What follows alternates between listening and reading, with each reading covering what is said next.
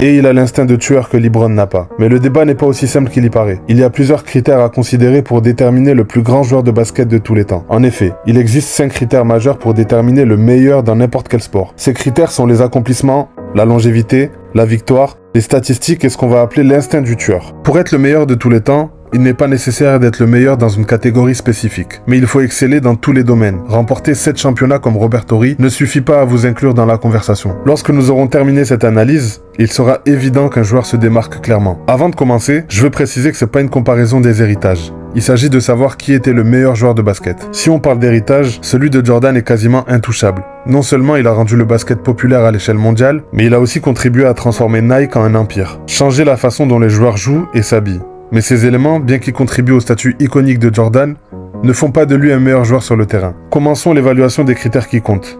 À commencer par les accomplissements individuels. Jordan a remporté plus de MVP de saison régulière.